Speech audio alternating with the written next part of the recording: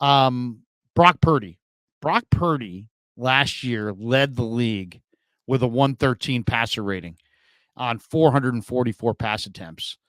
And before that, before last year, there had only been 10 quarterbacks in history who finished with a passer rating of 113 or more on more than 400 pass attempts. It's Aaron Rodgers, Peyton Manning, Tom Brady, Matt Ryan, Drew Brees, Patrick Mahomes, Lamar Jackson. The other one is Tony Romo. Tony Romo. Anyway, there was an interesting anonymous NFL scout who says, I think Brock Purdy's going to turn in his best season yet this upcoming year. He's going to win the MVP this season. This is what an anonymous scout told NFL Analysis Network. Well, anybody can say anything anonymously, but this should be, I mean, on paper, this should be Brock's best year coming up. He had the rookie year. Then he had the elbow injury. Now he's had a full off season. He knows the offense. There should still be ascension coming from Purdy. I guess the question I would have is this. Do you think in a quarterback league where you could have a good team, but if your quarterback stinks, you kind of stink? And now the Niners, could have the opposite here. They could have a roster that could be sliding backwards in a couple spots, but can Brock's, ability to continually get better here in year 3 compensate for whatever areas of the football team are regressing? Do you think collectively he could lift up the entire team by himself if he does get to a higher level in year 3 than he's gotten to in the first 2 years? Well, yeah, the possibility is always there because Brock has been lights out as far as competitiveness is concerned. I'll say it. I've said it before. I'll say it again. Brock survived Kyle Shanahan. Brock has been one of the only quarterbacks to survive Kyle, where he's been able to play through the scheme and it still be evident that it's not Brock, it's the offense. Brock is doing his job. Also, let's just talk about the player. I do believe that he's getting mature. He's got married. Brock also has a full offseason under his belt. Last year was a bit, I feel like we all kind of took for granted how serious that UCL injury was. It's a big deal. But Brock being able to actually have a full year under his belt and have a full offseason to be able to watch himself. Also, he's got a full season of him playing under his belt. I mean, all roads point to him being better than what he is. Now, is he going to carry the team? That's for the people that write the articles and have us talking about it, right? That's remains to be seen as far as I'm concerned. But I don't see any reason why Brock should not be better coming into the season. I think that he's going to work hard. He's already working hard.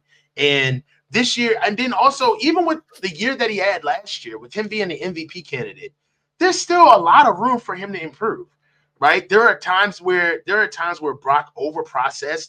Sometimes one of the things that I see in Brock is that he understands his arm talent, right? And because of that, he's developed even better skills. One of those is anticipation. I feel like he moves off of his reads way too fast. All right, he doesn't give receivers an opportunity to get to the top, get through the stem, and be able to show that they actually, in fact, are open. So that's one thing that I think Brock is going to have to trust a little bit more. But that's something that is all on the trajectory of him being better. Now, do I think that Brock is going to be able to carry the team? I believe that in order for Brock to carry this team, there's going to have to be people on this team that are not playing. He's not in a position where he has to carry this team yet. So I don't believe that it's even possible for Brock to carry this team. Now, if circumstances arise during the season, do I believe that Brock can be able to do his job and push through? Yes, he should be able to, right? This is his 3rd year in the league. He's got a full season under his belt. He's been in just about some of the most pressurized situations that football can offer you at the quarterback position. And I expect to see him respond and perform. Now, do I expect Brock to be able to be carrying the team as a team on his own? That's something that's going to have to be bared out down the line when Brock gets his money and yada, yada, yada, and all of that stuff. But is Brock enough to be able to carry a team. He was enough to do it now this year. I don't think that that's in question. I just think that I think that he's gonna be better though. Yeah, I mean, he should be better. He looks a little bit stronger. The ball's coming out a little bit quicker.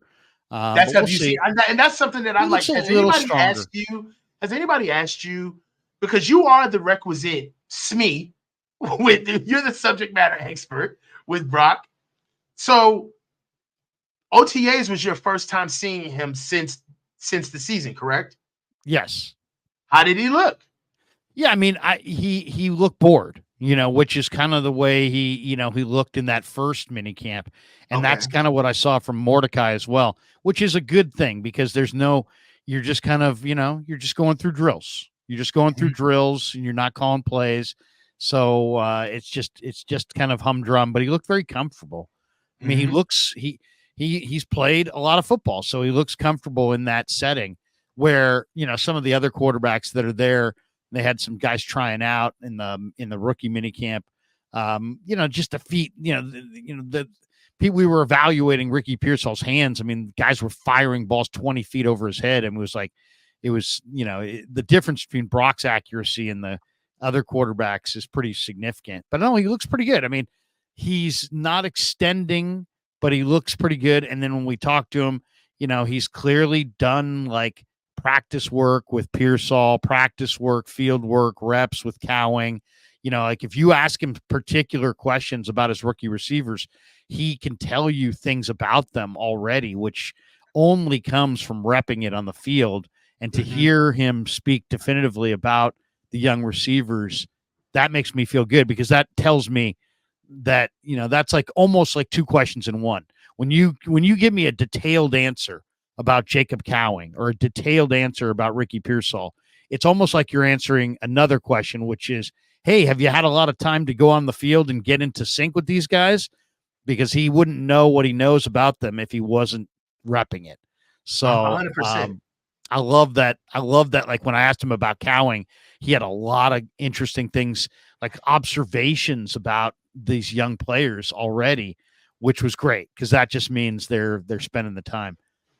So I think, yeah, I mean, I think the weapons are better. I think the line's deeper. I think his surrounding cast is better. Obviously, there are some players that maybe Kittle's getting a little worse. Maybe Trent's getting a little worse.